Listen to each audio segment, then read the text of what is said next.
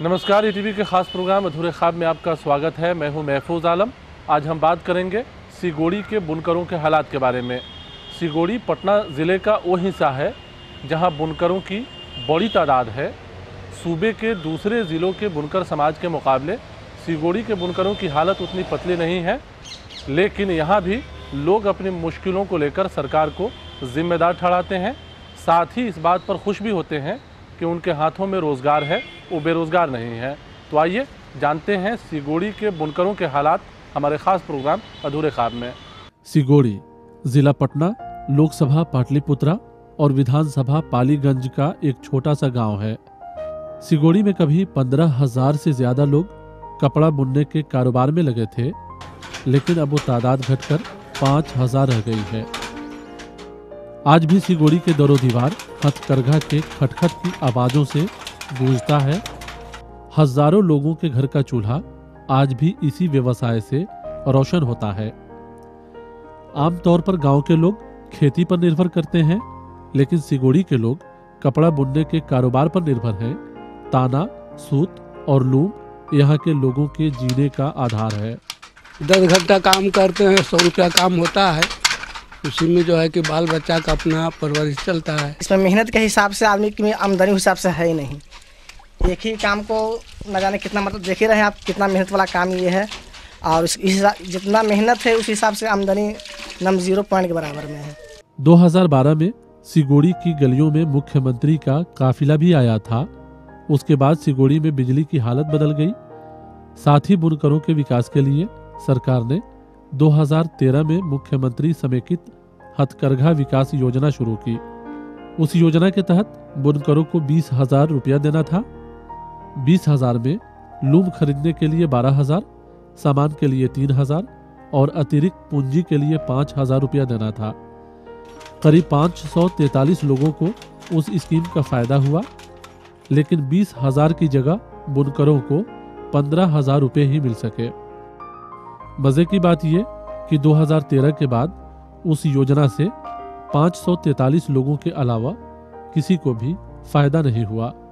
1957 में मिला था चैन चौपट बीमा मशीन। किसी को बीमा मिला, किसी को चैन चौपट मिला, यानी पूरा नहीं मिला, मार मिला। अभी क्या हालत है आपके रोजगार की? अभी कोई चीज़ है जैसे कि इसको जो है कि उत्तम खेती मध्यम बान, और नौकरी चाकरी भीख न दान। यानी नौकरी ना कर ली करे तो यह का, समझिए ना, यही चीज़ है ये वाला का। जे आ गया से आ गया, लड़कन बाहर कमाता है तो उसे मिला जुला के चलता है। मिला था हम लोग का पैसा मिलने के लिए था, मतलब 20,000, तो एक दफ़ा मिला है 12,000 और फिर मिला है 3,000, और उसके चलते फिर बंद हो गया है। बार बार चेक इन वाला आता है, चेक इन कर करके चल जाता है, नाम लिख कर चल जाता है। करीब 2-2.5 साल से हम लोग ऐसी इंतज़ार में है और का, कि मतलब अब पैसा मिलेगा मिलेगा।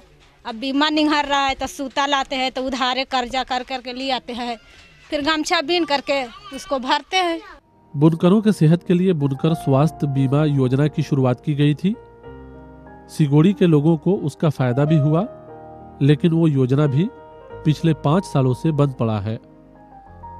दरअसल बुनकरों के विकास के नाम पर स्कीमों की कमी नहीं है, लेकिन ज्यादातर योजनाएं इस समाज को कोई खास राहत नहीं पहुंचा सकी है, जबकि दावे होते रहे हैं।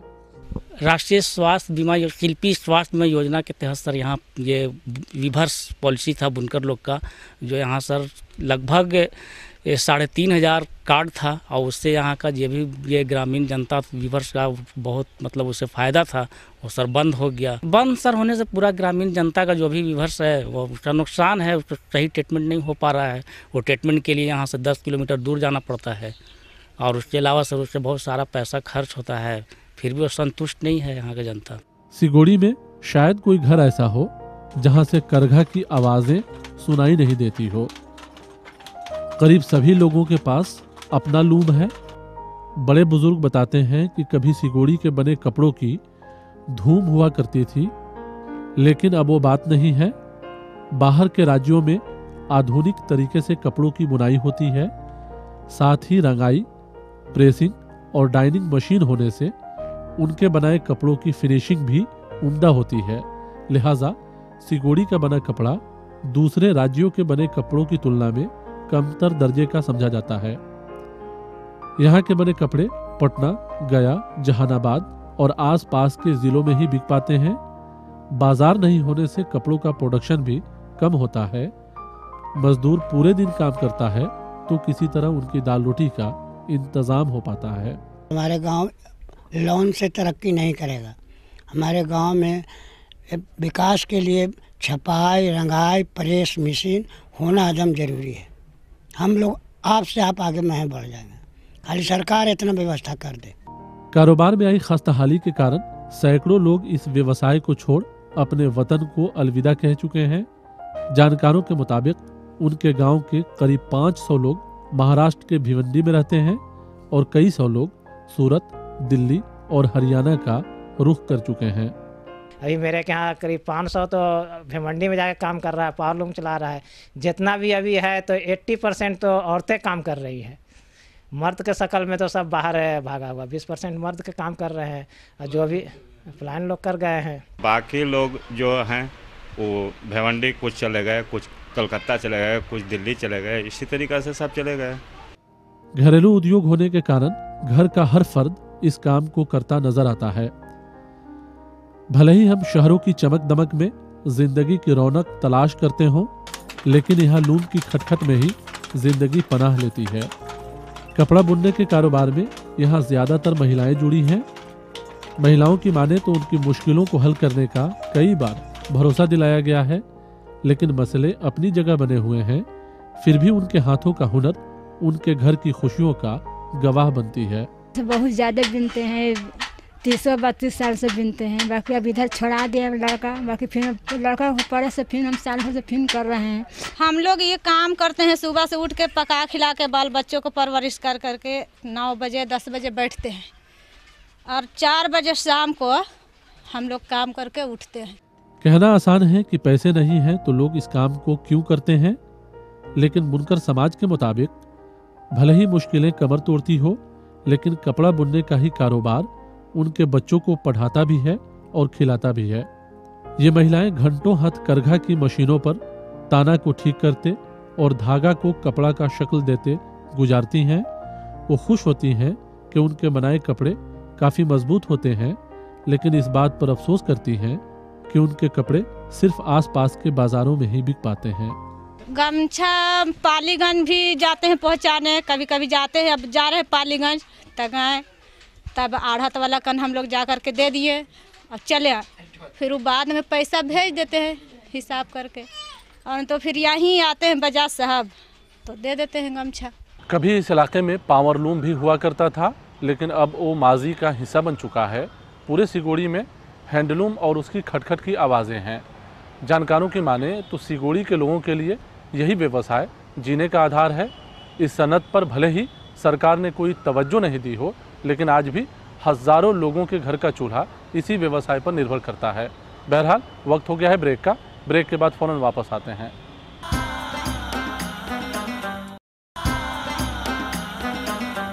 ब्रेक के बाद एक बार फिर से आपका स्वागत है। हम बात कर रहे हैं सिगोड़ी के बुनकरों के हालात के बारे में। वक्त बदलने के साथ साथ सिगोड़ी के बुनकरों की हालत भी बदली है।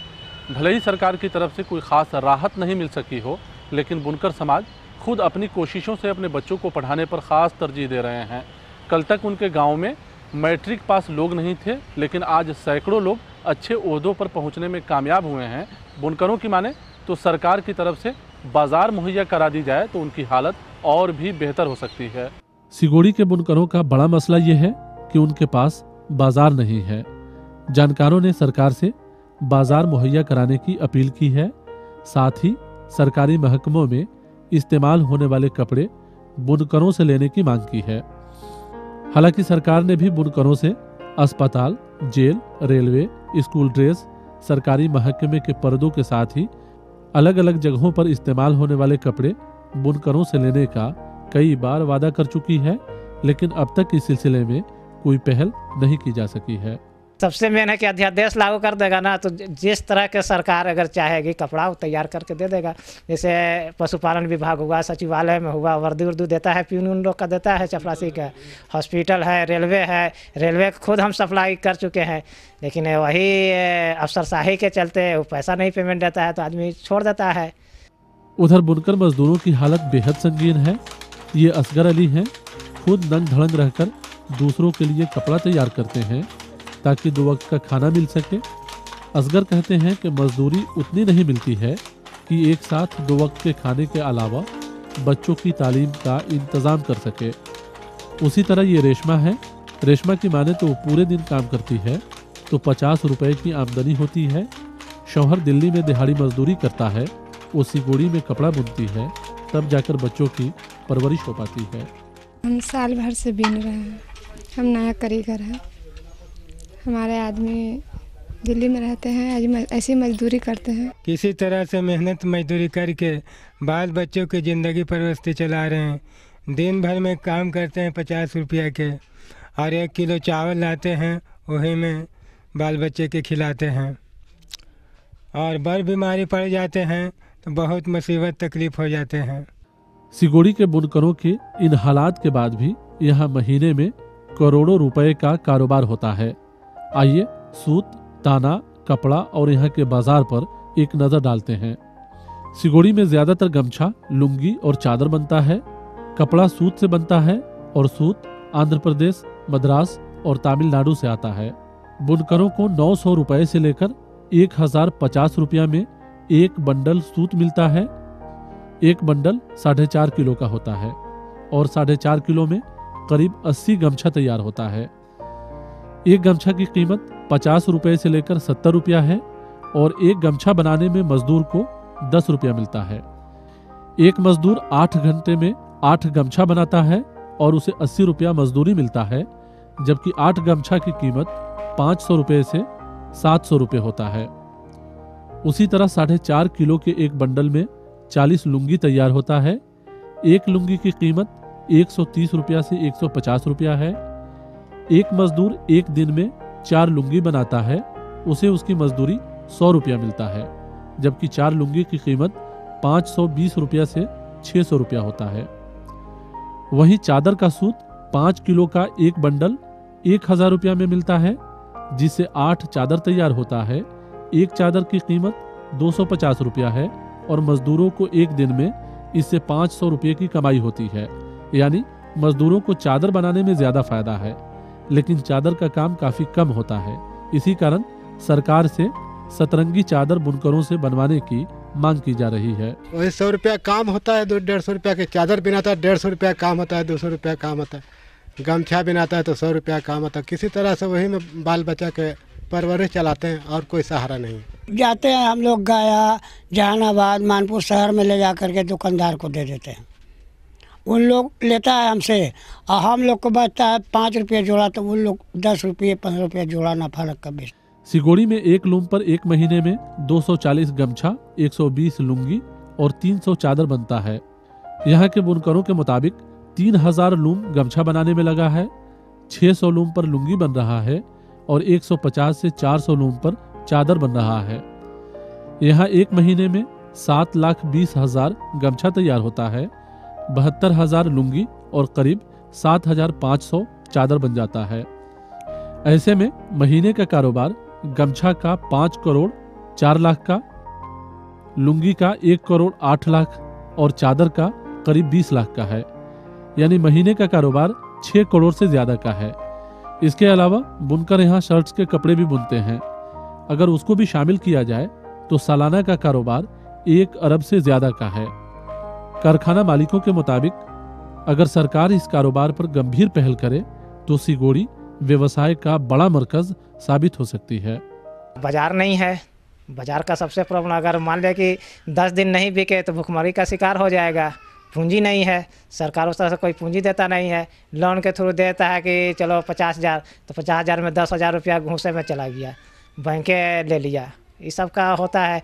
अगर डायरेक्ट बुनकर को करके उस तरह से बना दे कि हाँ हम सूता दे रहे हैं, डायरेक्ट दे दे और कपड़ा खरीद ले, सबसे मेन है कि बाजार का कर देगा तो सारा समस्या हल हो जाएगा। यहाँ पर एक कारीगर हैं वैसा कि जो हर एक काम को जानते हैं, मगर यहाँ पर ही मान ली कि नहीं वैसा व्यवस्था रहने के कारण नहीं बना पा रहे हैं।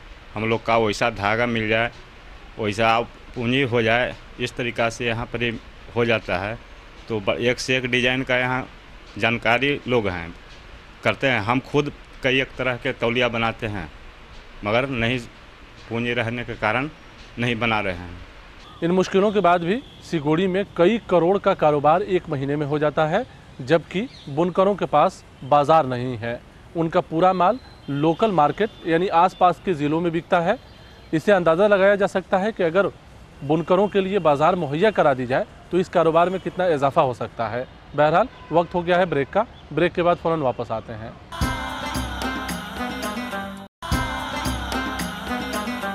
ब्रेक के बाद एक बार फिर से आपका स्वागत है। हम बात कर रहे हैं सिगोड़ी के बुनकरों के हालात के बारे में। सिगोड़ी के बुनकरों के साथ मसला ये भी है कि उनके पास कपड़ा तैयार करने का आधुनिक तकनीक नहीं है। वो आज भी रंगाई मैनुअल तरीके से करते हैं।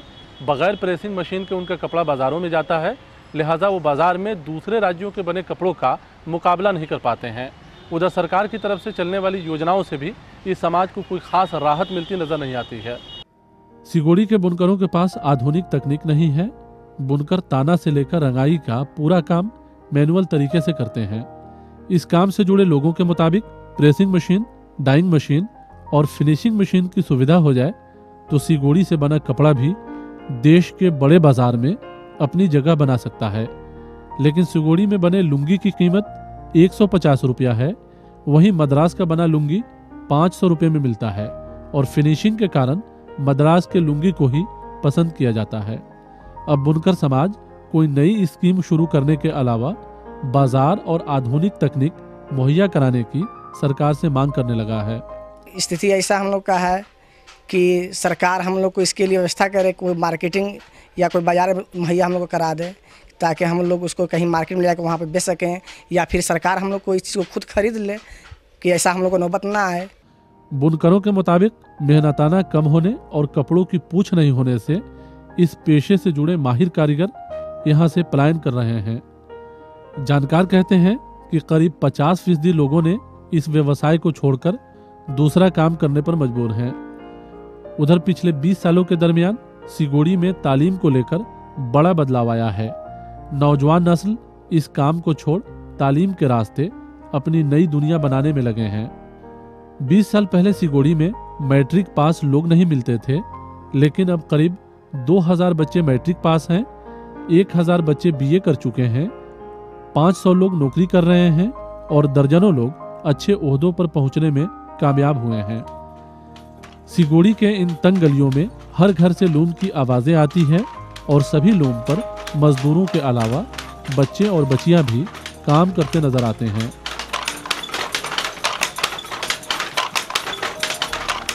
छात्रों ने बताया कि वो लूम चलाकर अपनी तालीम का खर्च निकालते हैं, यानी काम के साथ साथ वो तालीम भी हासिल कर रहे हैं।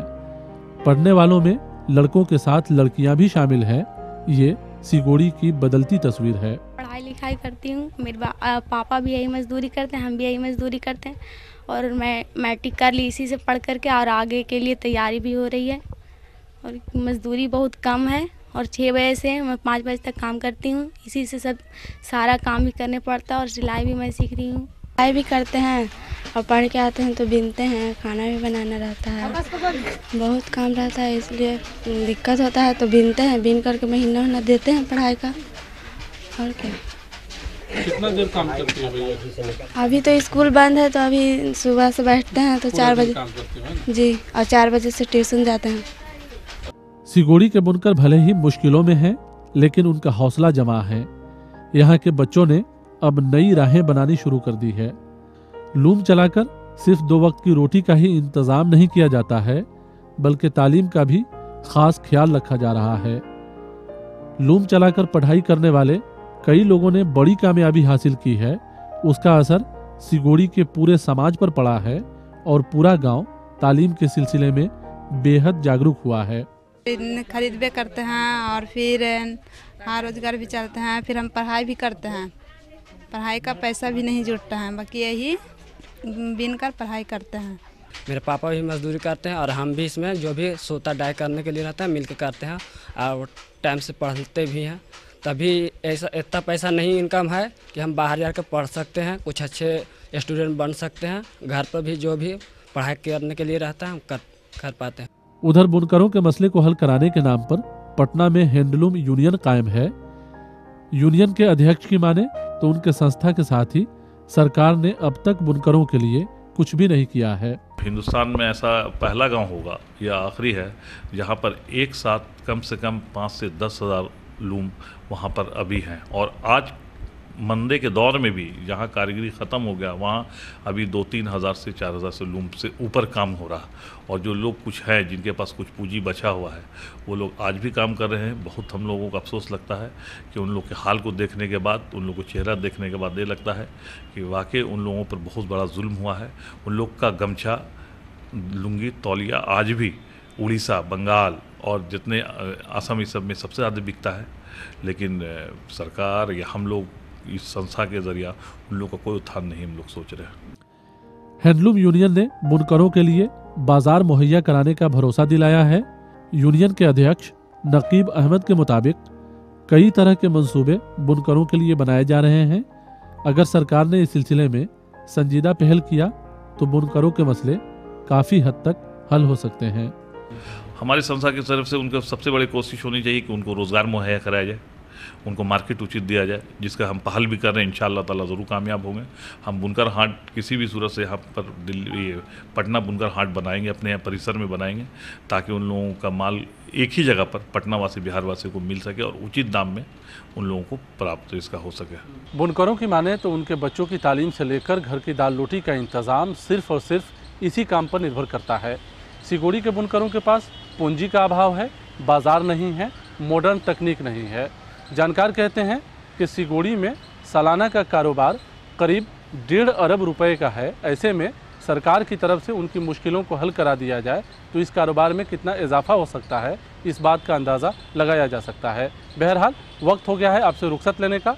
अगले हफ्ते किसी नए मुद्दे के साथ आपसे फिर मुलाकात होगी। अगर आप इस प्रोग्राम के बारे में अपना कुछ सुझाव देना चाहते हो तो हमें ईमेल कीजिए। हमारा ईमेल एड्रेस है ak@etb.co.in। तो यहीं पे हमें और हमारी पूरी टीम को दीजिए इजाज़त। नमस्कार।